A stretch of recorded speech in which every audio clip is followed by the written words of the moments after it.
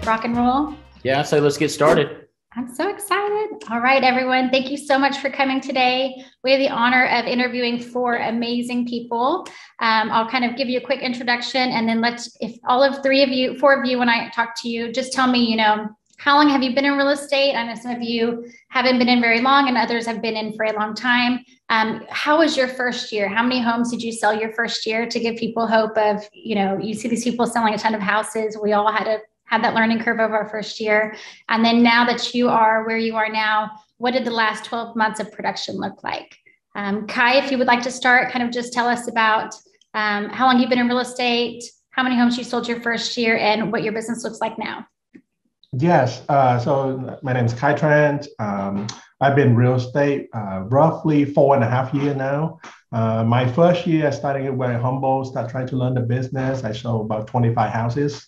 And in the last 12 months, I think we did collectively about 140, 150 houses now. Wow. Yeah. Wow. Very exciting time. Awesome. Amy Lampman? I got started in real estate 7.5 years ago. I was at the big KW and loved that. Got lots of training, but I was felt like I was a little bit stuck in training. And that year I sold like 22 homes, did 8 leases. So overall 30 transactions, 22 of them were sales. Last year we did right over 100 and it's been 7.5 years. That's amazing. Wow. 100. Michael Bass, tell me a little bit about you. Yeah. So I started out as a buyer's agent at KW as well. Learned a lot there. And then of course, transitioned over, became a team leader as well with CitySide Properties Group. I've been in real estate now 9 years. My first year went okay. I sold 12 homes. So not like the superstar start, but, learned a lot. The last 12 months, I've sold about 80 homes, and then really proud of our team as well. The team growth has been huge. We sold about 570 homes as a team last year. So really excited and proud of that. Wow. So 570 as a team, and then 80 just from you as an individual agent. That's right. That's amazing. Awesome. Jeffrey? Hello. Yeah, that's I think my 13th year in real estate. Got my license pretty quick right out of high school, maybe the first few years in college. So my first year in real estate, I was in Tyler, Texas. I didn't have the money to buy any ads or anything. So I went to Craigslist and called every single for sale by owner for probably 6 months or so. That resulted in probably about 12 sales. I'd say 8 of those were sellers. So it's kind of the hard way to do it, but that's what I did it. And then I moved to Houston. I joined the same team that Michael was on. And then I was a buyer's agent first 3 years of my career. The first year as on a team, I sold 27 houses. So, and then Amanda and I created CitySide Properties. Michael's our team leader. And then last 12 months, we definitely sold over 500 homes in 4 markets. So rocking and rolling. That's amazing. So for all the new agents, I know when I was a new agent, I was like, I'll work nights and weekends. I love real estate. I'm so passionate, but I didn't know exactly what to do to ensure that I was selling dozens of homes or making that 6 figures like those top producers who've been doing real estate forever. If you guys want to just chime in, what would you really attribute your growth to? I mean, you're saying you sold 12, 20 homes, and now you're selling, 80 to 100 homes. That's a huge jump. That's not just like, oh, I doubled or accidentally grew over the years. What would you attribute your success to? I would say for me, it's consistency. I do a lot of networking, and I think that for me, part of my business model is to be out and about and to show it on social media. So I'm really big on not just throwing real estate, in my friends and family's face all the time, but showing them what I'm passionate about. I do a lot of stuff with the food bank and with my charities that I love, with veterans and heroes, and just continuing to post that, and then plugging in occasionally, oh, by the way, I sell real estate. Oh, by the way. And that for me has been super powerful. I started that my very first year. And I'll tell you, I didn't sell one house until month 5. but all the things I was doing, it just led this entire pipeline. And then now I have a good following because of my love for the community and the consistency. I love that. You found what you're passionate about, and then you played on that for real estate. And I know a lot of people are like, I want 20 buyers. And I'm like, well, what type of buyers? Who are you marketing to? And they don't really know who they're marketing to because they don't know their target audience. So for you to really hone in on your passion and able to give back, that's amazing.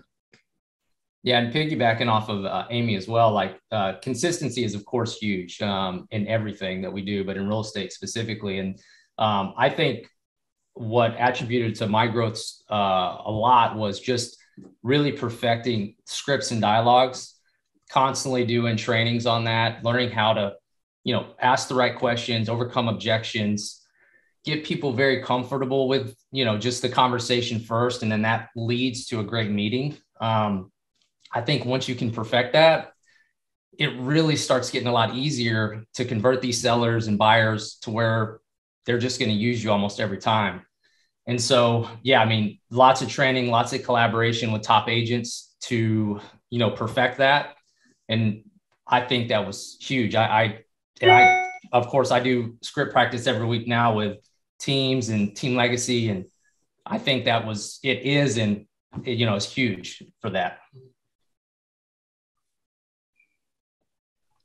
For me, I think that I agree with consistency and script is super important.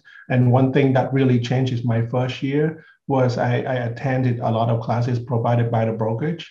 And I actually block time for it when I don't have any showing, any client to talk to. And one thing I learned from everyone keep talking about is time blocking. And so at first, the first 6 months was super hard because I'm not used to with blocking a time just to do something. But once I was able to get into it, it's really, really helped. And two things that I think was very helpful toward the end of my first year was time blocking for lead generation and lead conversions. Because I realized that at first, when I get one client, I keep spending all the time with that client. And then I stop talking to new people. And then the next thing you know, you have closing, super excited. And then what's next? Nothing else. So then after that, toward the second half, I think it helped me when even though I have a deal going on, I still try to talk to new people to see if I can get new business for the following month. And that was super helpful. That's so spot on. Go ahead. Something too, that just what Kai just said, we have kind of a joke on our team, and I'll say it almost every meeting. I say, what's the most important client? And our answer is always the next client. Does not mean that you stop focusing on your current clients and database and all that stuff, but new agents will stop focusing on that next client. So they'll have a closing, 2 closings, 3 closings, but then they'll have, 0 for a month or 2 while they build it back up. And I think that's what all of us here have, maybe not perfected, but gotten way better at, is focusing on that next client to make sure we always have a consistent, database that's going to continue buying and selling from us. Yes. Avoid the roller coaster. Like January is great, February is slow. And I feel like every new agent hits that because they think they're going to sell a house, get paid, and then they're like, oh, wait, I don't have another client in the pipeline. So avoid that. Jeff, what would you attribute your success to? I mean, you've gone from 20, 30 deals to hundreds and hundreds. Which well, I'll try to, all that getting to hundreds and hundreds of deals in all markets is all about leverage and stuff. But if you're a new agent, I remember the first year, my first year as a team, my team leader made me be really consistent with just calling and talking to new people every day.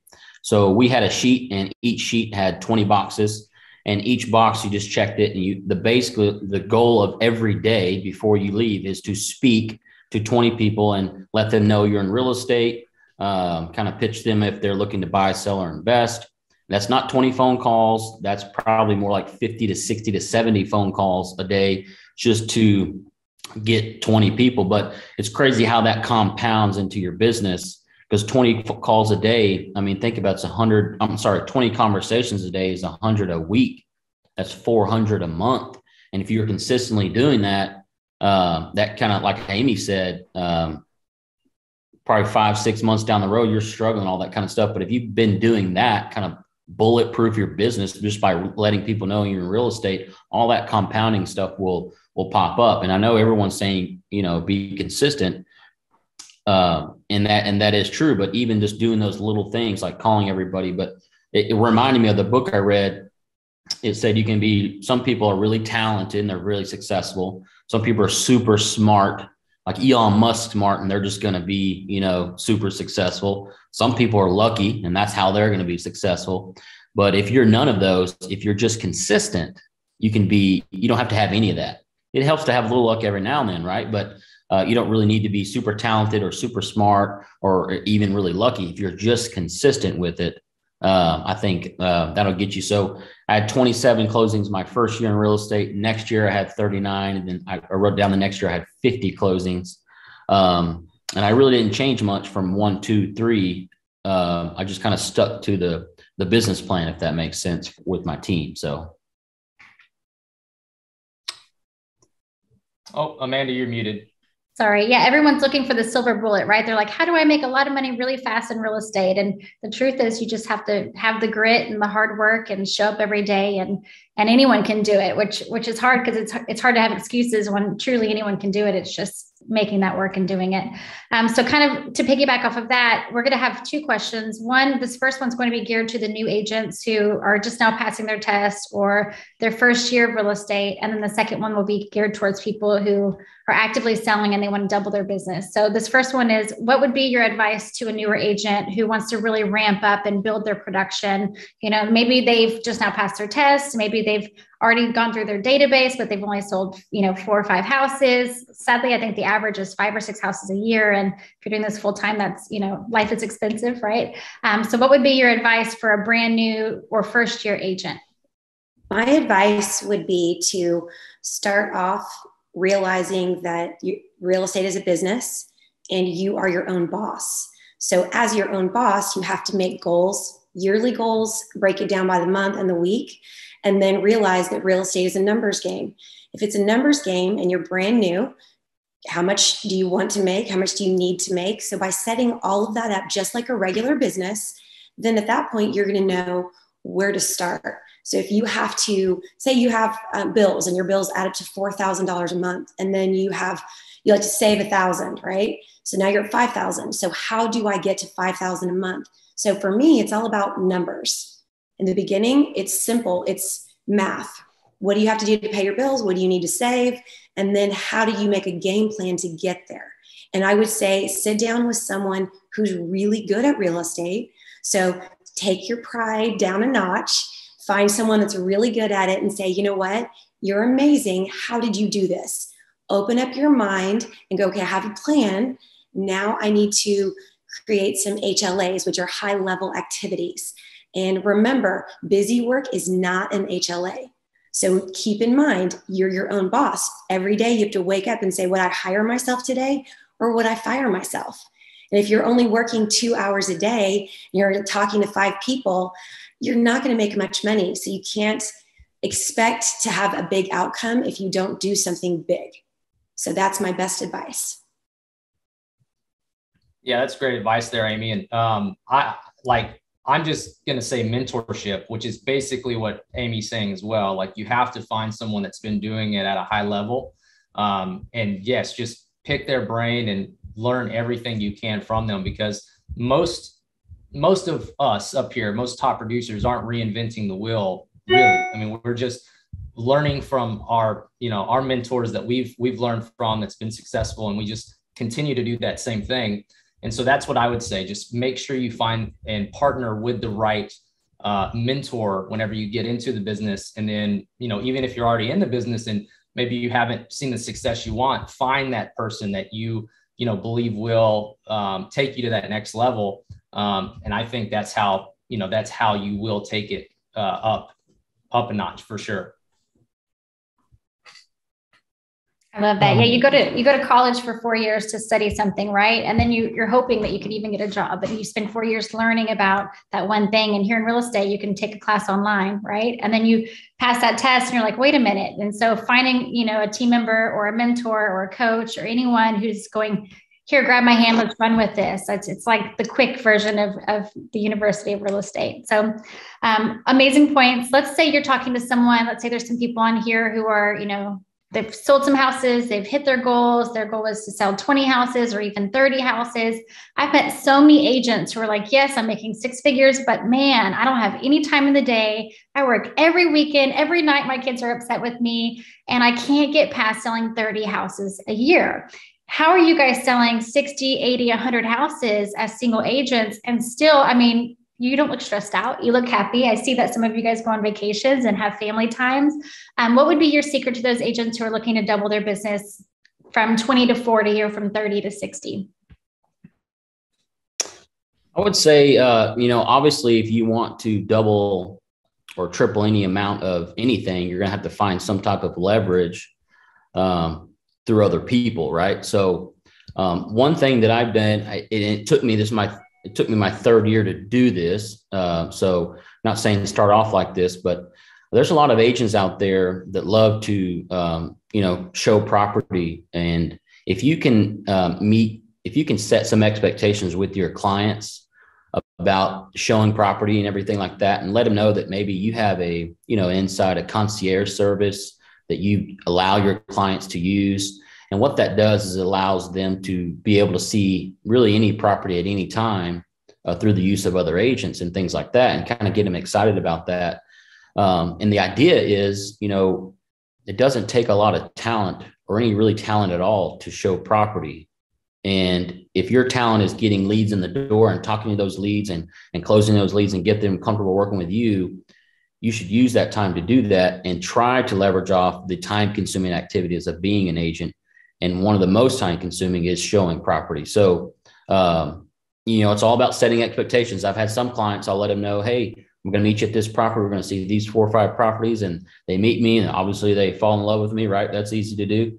And then the next day they're like, hey, I want to see these 2 properties. And I'll be like, well, I can't show those properties, but I think Amy's able, so that she lives in the Woodlands, she can show you those properties. And then they're like, wait, what? Who's Amy? I thought we were working with you. And then you fail that expectation, right? So you got to set the expectation first. Some clients may not be okay with it. They're like, yeah, I'll just wait. And they'll say stuff like, I'll just wait until you're available. That's the only time you ever need to hear that. Don't ever give them to another agent again, right? That is it's your call. So finding leverage through showing properties. And then once you bump up to the next tier, like the 3rd or 4th level agent, you would find people to go to your listing appointments for you as well. You find people that are really good at presentations and things, and you set the clients up for expectations of, hey, you're going to meet with Michael today.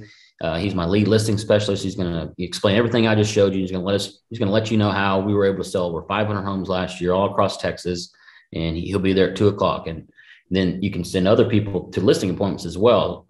That does require a lot more talent though, right? So like I said, that's your 3rd, 4th, 5th level year in real estate if you start finding listing agents. But so for me, and then what happens when other people are showing your property, don't use that time to go golf or something like that. And now that Amy is showing property, I got some free time.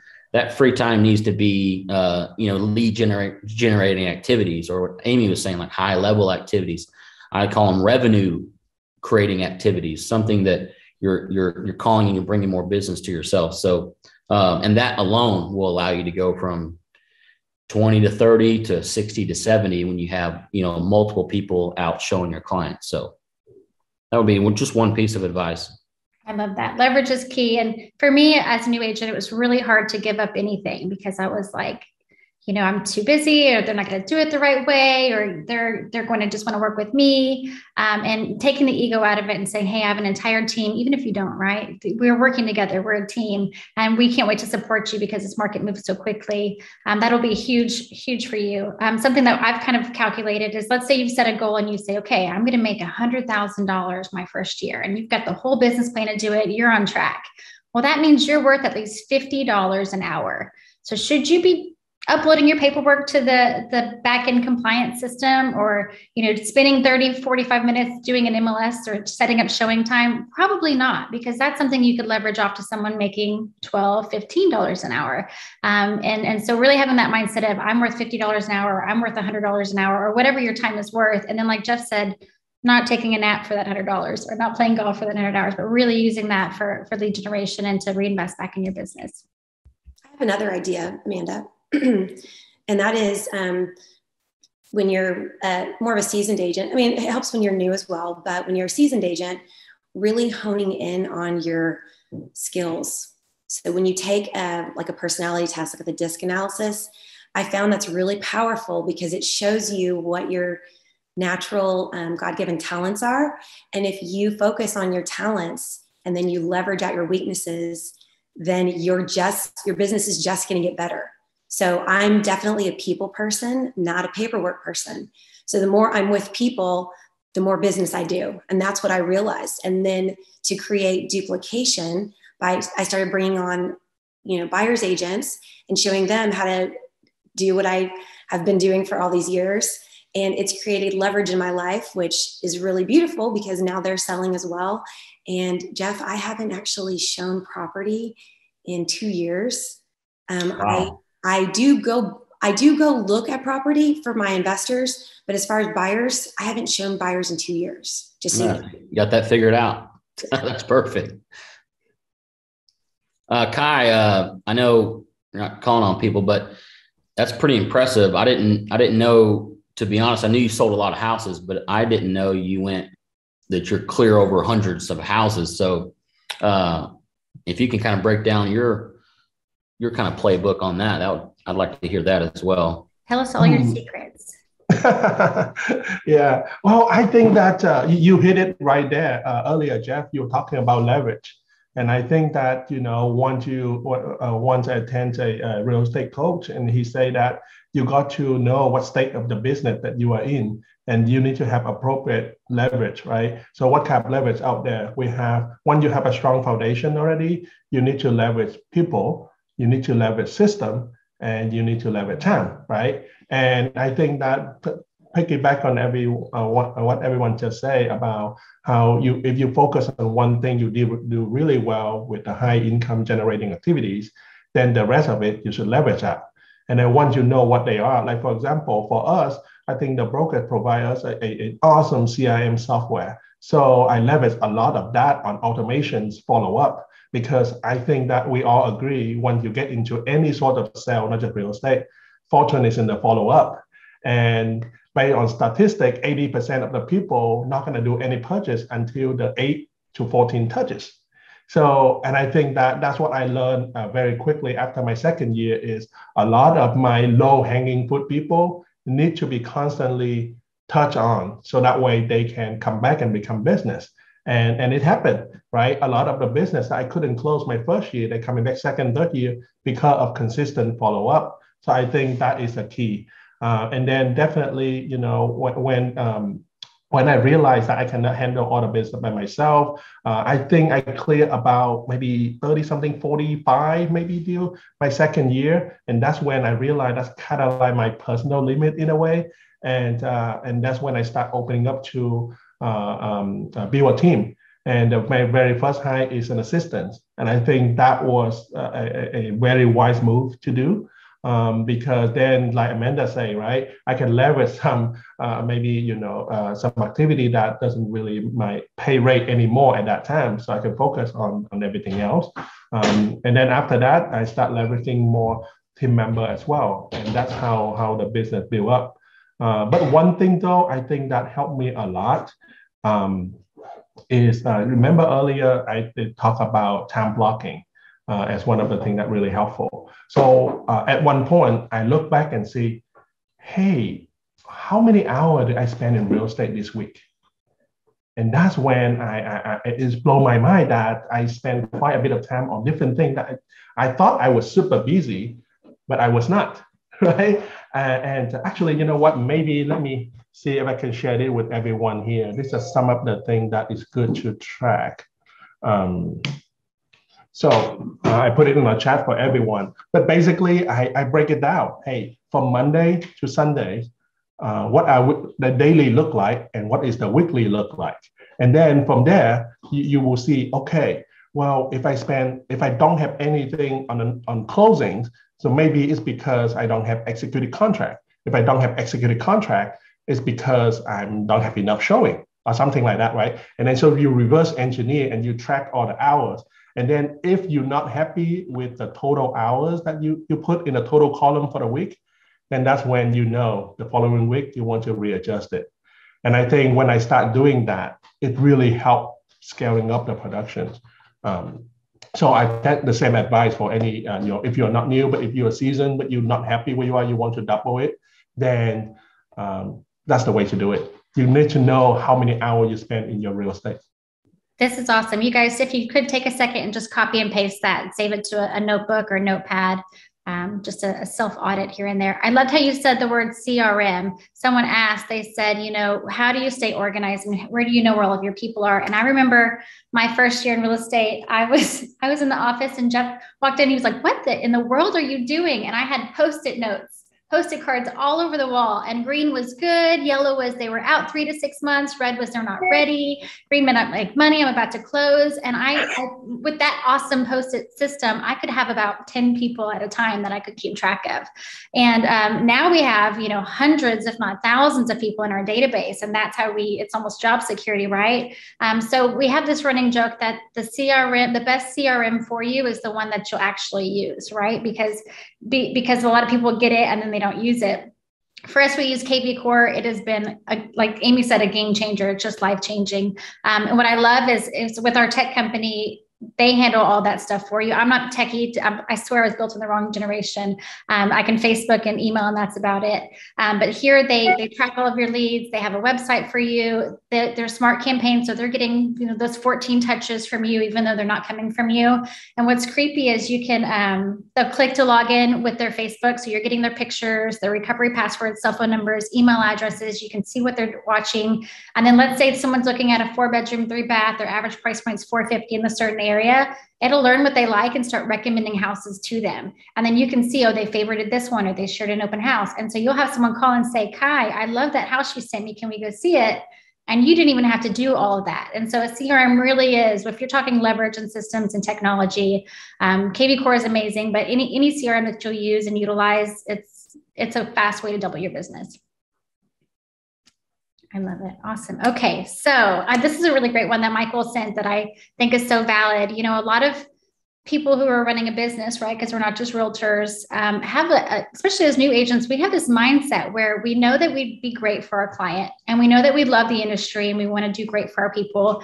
But for some reason we get in our own heads. And so we're kind of nervous to take that first buyer's appointment, or we second guess what should we say during the listing presentation. And so when did you guys get to the point where, and some of you guys are just total, everyone has a different personality. I'm naturally introverted, but when did you get to the point where you were like, I've got this, I'm comfortable, I'll take on any buyer or any seller, and I know that I'm the best agent for the job? What was your switch to where you really knew that you were confident? And how long did it take? And if it took a while, why did it take so long for you to be able to just jump in and take that business? When I first got started, the very first thing my mentor told me was, always put clients first, and you're new, Amy, use third-party stories. So I never went in as a solo agent. I never admitted that I was 2 months into real estate. I would always say, I'm so excited to be here. And it was all about the positive energy. It wasn't about knowing everything. It was just literally just coming to their client with an attitude of service. How can I serve you? And when the questions would come up that I didn't know the answer to, which was often that first year or two, I would just say, you know what, that's an amazing question. The good news is I work with this brilliant team. So I'm going to get back to you with the very best possible answer, because I'm all about doing due diligence and research for you. And so I think that people didn't even realize I was new. I would just come at them and just be like, yes, that's like, wow, what a great question. And I just embraced the question, even I didn't even know the answer. So I would also always speak to the team. So we are on, I'm in Team Legacy. I also run my own team, private team, production team. And so I always tell my new agents, when you connect with a top performer, you go in as a we, you're a collective. If you go in individually, they're going to look at you and go, why would I hire you to list my house? You've never sold a house. But when you say my team, we sold over 100 houses last year. They're going to be like, wow, y'all are rock stars. So I've been coaching Sydney, who's one of our youngest agents at 19 this year. I have to check with her what number she's on now, but I can tell you last month she sold $1 million. And that was simply, guys, by stating, told her, never tell them you're new. When they ask you how long you've been in real estate, oh, long enough to take care of you. Like, you give them a fun answer with energy. No one's going to, rebuttal that. And then and just say, oh, I work directly with Amy. You know what? She's been in the business for 7 years. And so you're edifying the people that are around you. They're supporting you. And by doing that, it takes you to that confidence level.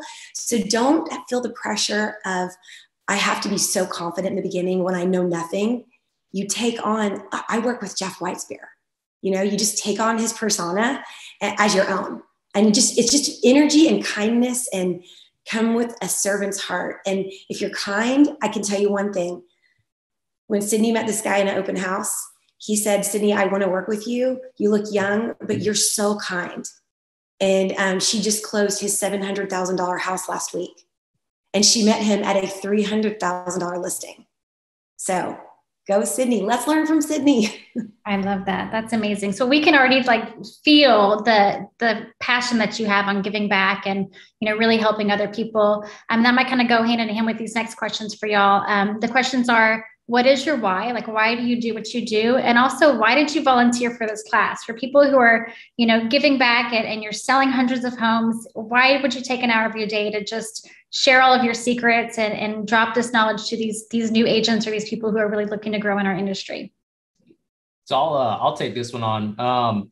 So my why, it's changed. I mean, just to be completely honest, just throughout the years. I mean, when I first got into real estate, I'm not going to lie to you, my why was making money. I mean, I wanted to make money. That's why I got into real estate.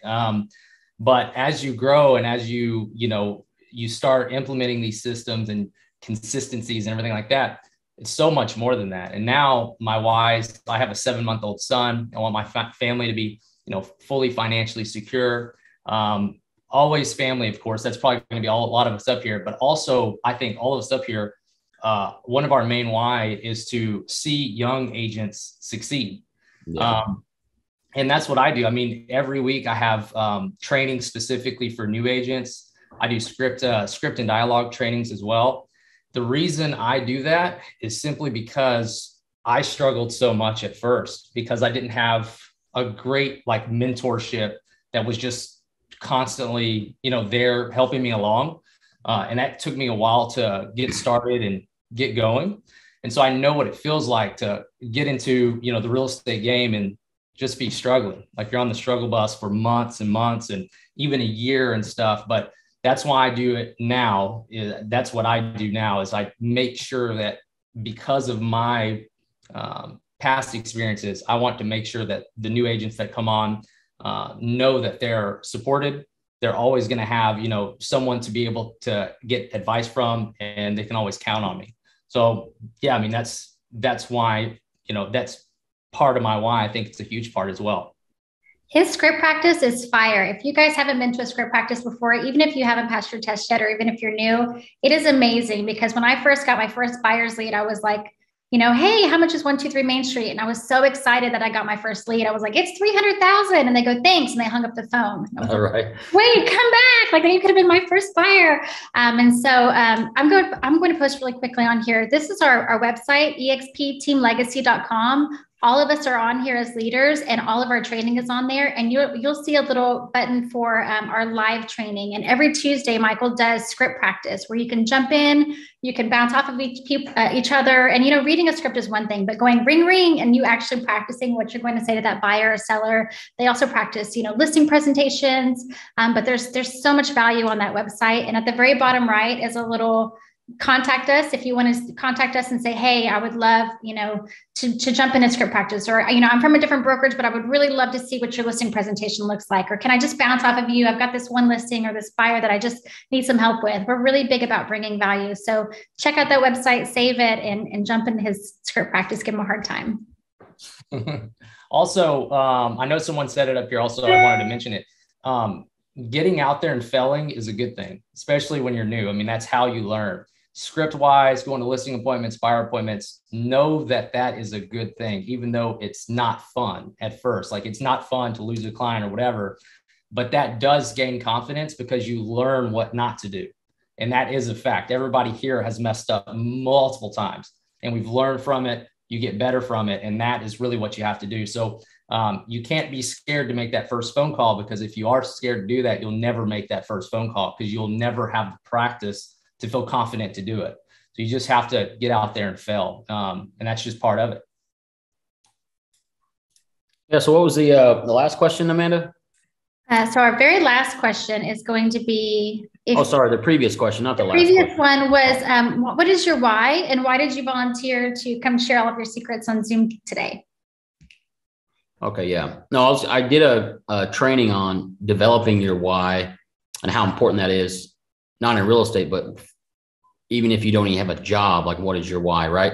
So most people's are to be successful and stuff like that. But like the things like Mike was saying, and everyone's, guilty of this, saying money or materialistic things I don't think that's a strong enough why to get you out of bed when you're having a bad day to make those calls and stuff like that. So obviously, if you have a family, that's going to be your main why. But even dig a little bit deeper than that, and not to get, negative or anything, but God forbid you lost your wife or you lost your kid or something like that. What then would get you out of bed? Like, you need to really define that. So when Mikey was saying, if he really gets enjoyment of helping other agents and then seeing that agent close $1 million in real estate, and she's 19, she makes 30 grand in 1 month, there's not really a better feeling than that, right? So just giving back your time and not really expecting anything in return, I think is a big why. So really, when you think about your why, just the stuff that comes in your head and like at first, that's okay, right? You can't control your first reactions or first thoughts, but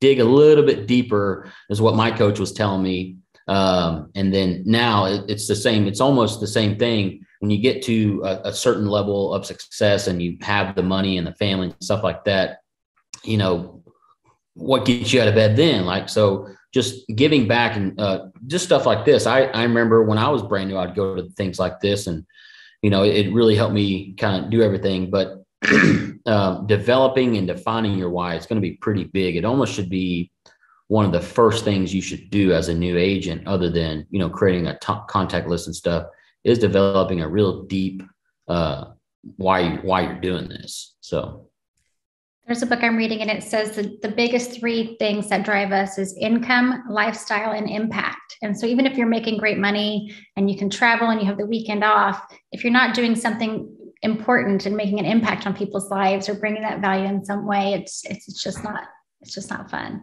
I love that. Okay, so we've thrown a lot of things out there, and I want to leave at least 15 minutes for people to ask some questions. But really quickly, last question. I know as a new agent, you get thrown, investors are coming at you. You probably have a full-time job. I know a lot of people on here are like, hey, I'm still working full-time, and now I'm doing real estate, and I'm just like overwhelmed, but I want to see that I can be successful in this field so I can quit my job. Everybody has a certain level of success, and it's all different. What would be, if you could go back to your first year, your brand new first year of real estate, and go back and tell yourself something, what would you change, or what would you tell yourself as a first year realtor that you wish you knew now?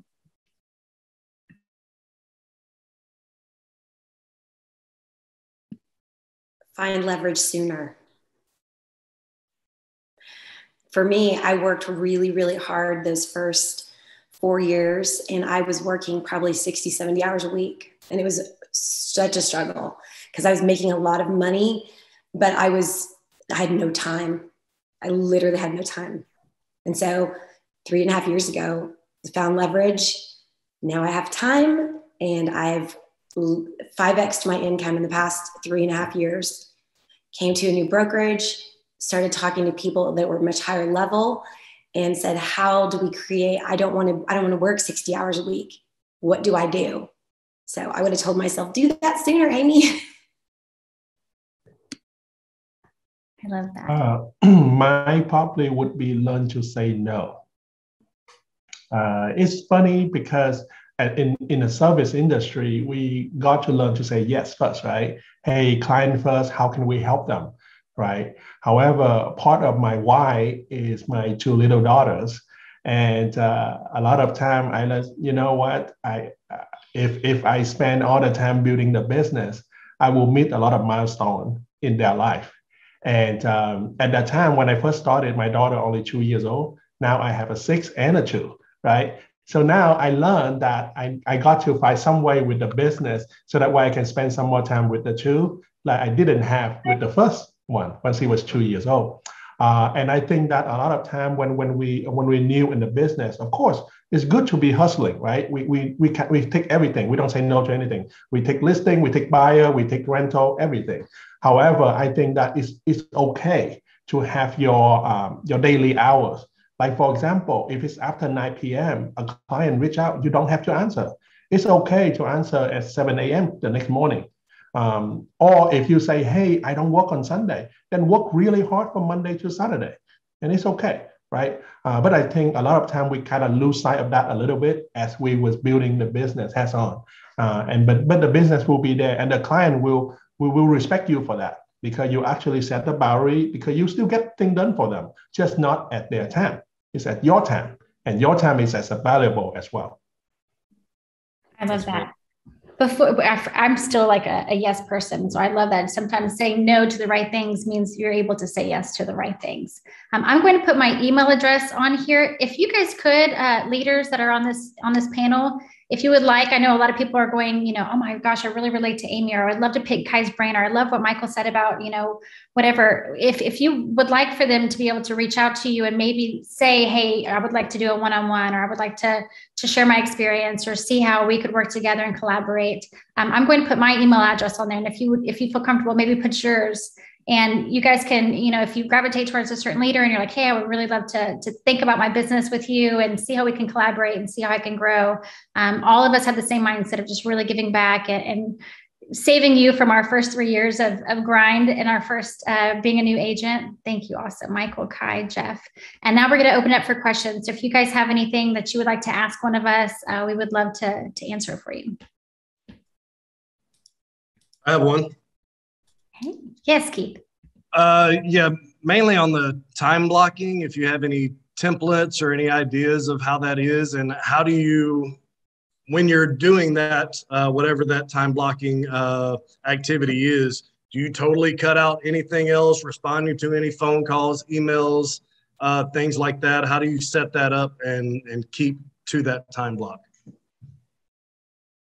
If you want to answer that, I think you do the best at time blocking. I'm terrible at it. And everyone's different. So yes, on our EXP Team Legacy under the buyer's training, there's agent training. There's something called new agent training, and it shows your first 30 days of real estate. And one of those is a template of the time blocking, and it's very color coordinated. So you need to pencil in, maybe a lunch break or family time or exercise or, spiritual time, whatever is important to you, you'll add that in there. And it's okay to say, hey, I'm in a meeting, or hey, I'm busy, I'm booked right now, I'll see you in 30 minutes. And so everyone's business is different. I think starting off, you need to be really strenuous. If you've dedicated, a certain time period for lead generation and it's working, that needs to stay that time. Emails will always be there. Typically, there's not an emergency, right, in real estate. It can take a couple hours, and that's okay.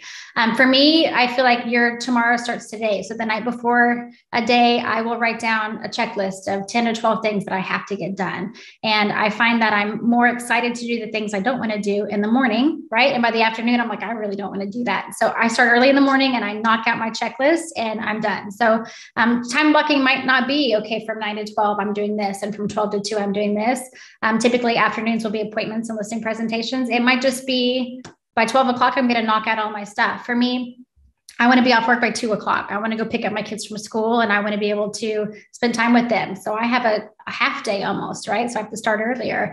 So everyone's will be different. But whatever it is, if you set it, that's your goal that you set, you have to actually follow through and do it every single day.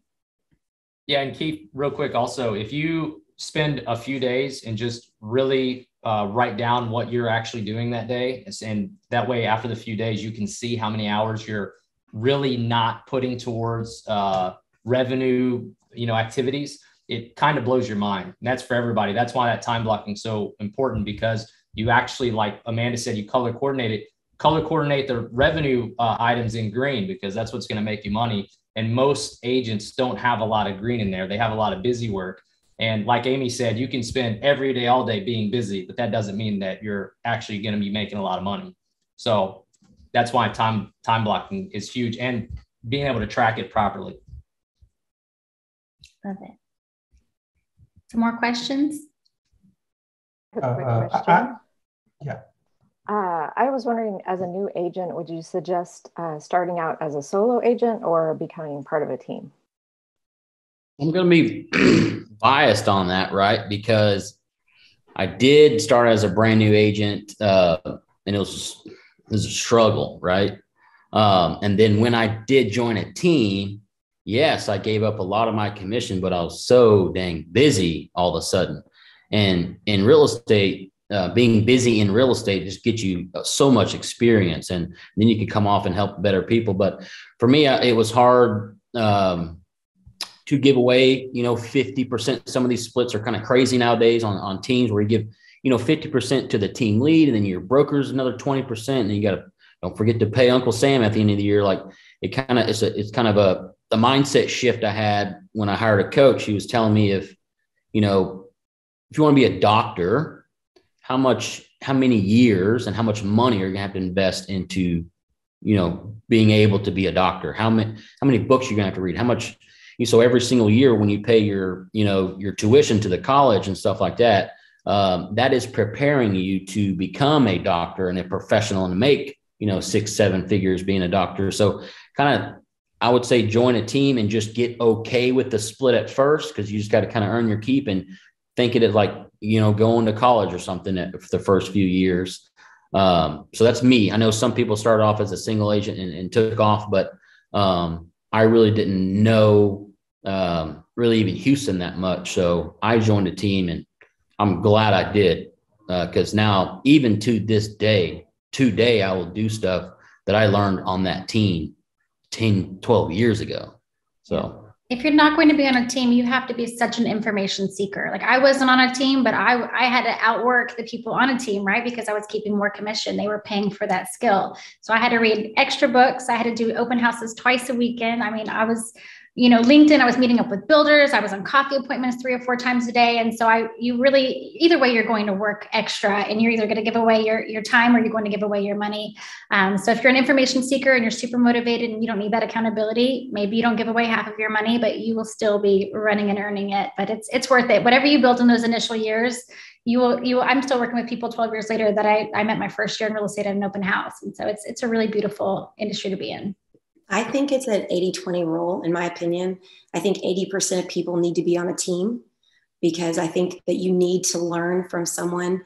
When you're on a team, your team leader, it becomes your family, and they become someone who cares about you and they want you to grow, and you don't feel disconnected. Unless you're the 20% who is, I'm a boss. I used to run a company. I led the HR department, and you just have that personality of being super driven, super bossy, which is great.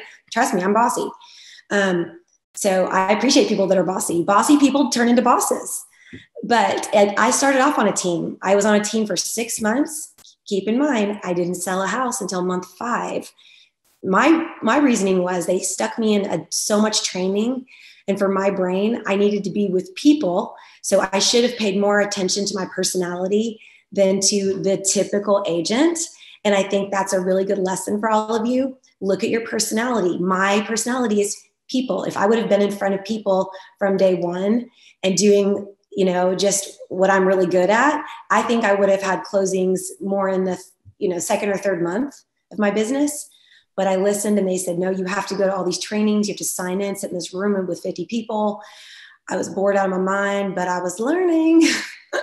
But then stayed on the team for 6 months, went independent. A year later, I started my own team. It was an epic fail. I failed, guys. I brought on 4 agents, and within 60 days, I was back to being a single agent. I didn't know enough to be a team leader. So that was a huge learning lesson for me. And I launched my current team in 2020. And I am so blessed. I have a team. I have one in Dallas, one in Austin, and then I have a group of 7 locally in Houston.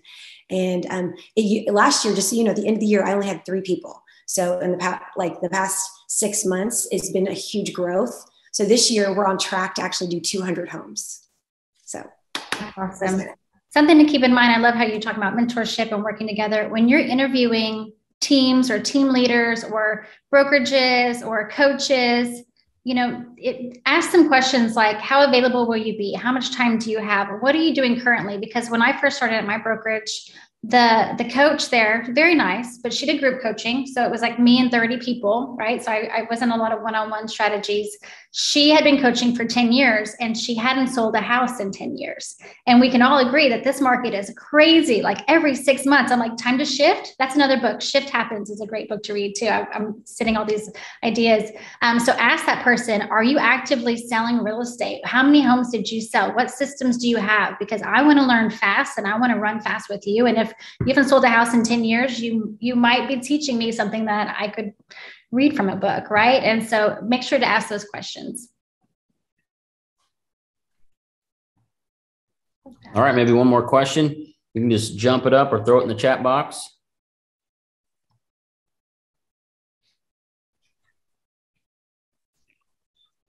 So I'll read this question in the chat box. What books would you recommend for new agents? Amanda said Atomic Habits, Gap Selling, Rich Dad, Poor Dad, Everyone Communicates, Few Connect, anything really John Maxwell. Someone put, Who Moved My Cheese? Right. I love that. I agree. And don't forget to read a few pages of your Bible every night. That always helps. It does. And we're going to be doing this twice a month, every month. So I know that a lot of people, our next one is in 2 weeks. So every other Tuesday, a lot of you rock stars are still having a full-time job. And so next month, I'm really excited. We have a lady in Dallas named Dawn, full-time career. Like she's a full-time 9-to-5 kind of girl, has a full-time gig, and she sold over 30 houses last year. And her whole thing is time blocking and systems and leverage. And so her first year in real estate, by the way. And so I think it'd be really awesome for you guys to, we'll keep you plugged in. We'll send you the recordings. We'll send you any kind of resources we can, but to learn from people who are exactly where you are now, just a year ago. So if you could reach out to us, to, share your story, share your situation, let us know how we can help. And that'll help us pitch these classes from now on.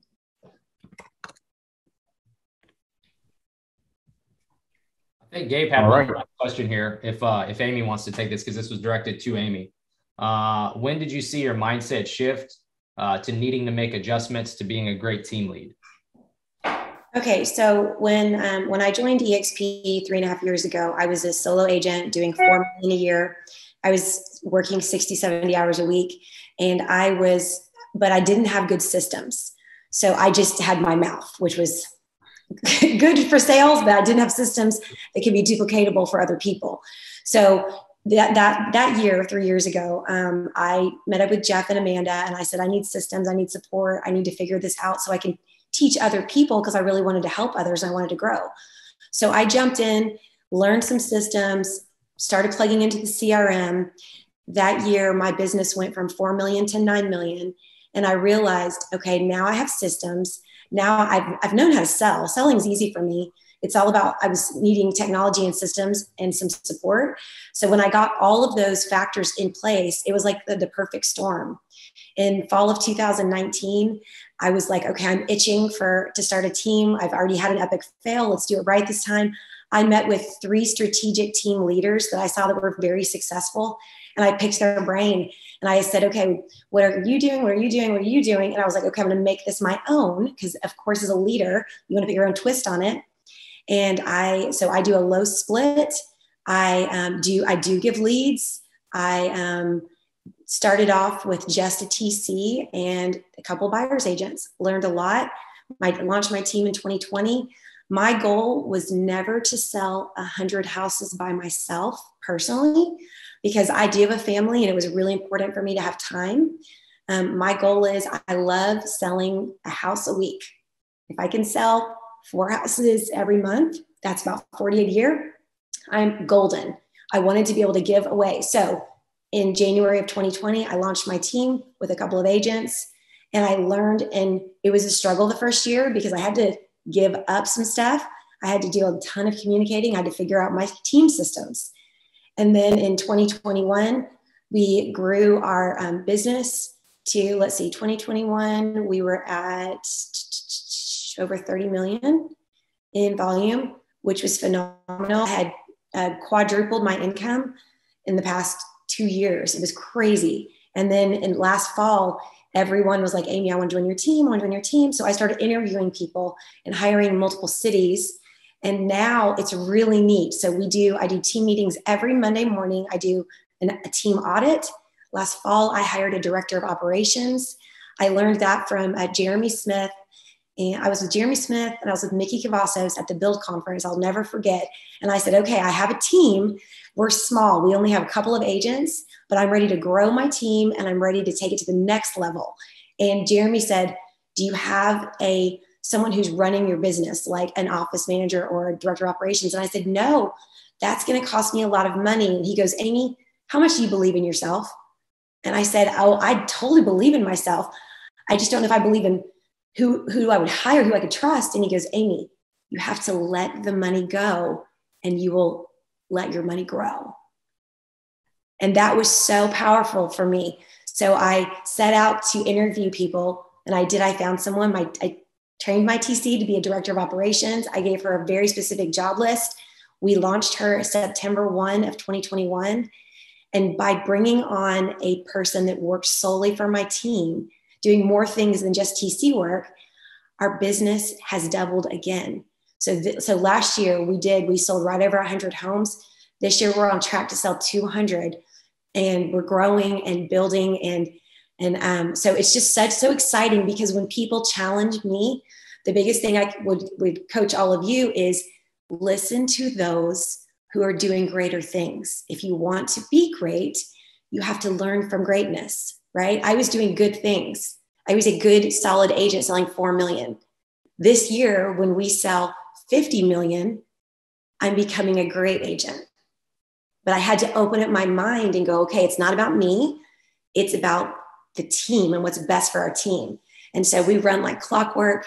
I go into every meeting as a team. When I meet if I get referred a buyer and they're like, Amy, we want you because you're an icon agent, you're an amazing leader. I say, good news is when you get me, you get my team, and I edify the team, and they always want to work with my team.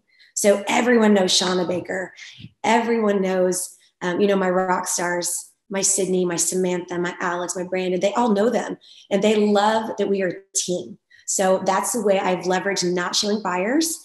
And sometimes they want me to do the negotiating, and I say, absolutely, because on a team, it's teamwork. So it's just phenomenal. But if anyone wants to meet with me, excuse me, I get excited about that. If anyone wants to meet with me on growing a team or how I found success the second time around, I would love to meet with you.